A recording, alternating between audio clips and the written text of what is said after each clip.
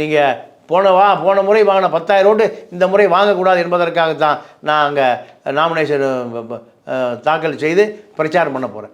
சீமானை அம்பலப்படுத்துவது என்னுடைய நோக்கம். எனக்கு மட்டுமல்ல, வீரலட்சுமி என்னோடு இணைந்து கொண்டு இருக்கிறார்.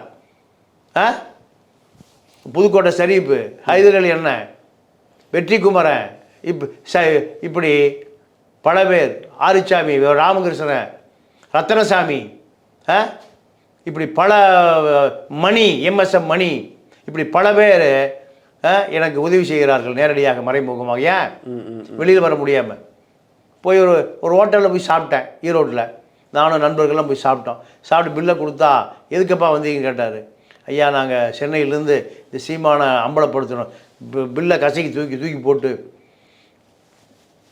ஈரோட்டில் இருக்க வரைக்கும் என் ஹோட்டல் சாப்பிட்டுக்கன்ட்டார். யார்? மனோகரா ஹோட்டல் உரிமையாளர். அப்போ ஏன் இந்த மண்ணை சேர்ந்த மண்ணின் மைந்தன் பெரியாரை இழிவுபடுத்துகிற எவனையும் இந்த மண்ணுக்குள் விட மாட்டாங்கிற அந்த கோவம் அந்த மக்கள்கிட்ட நிறைய இருக்குது.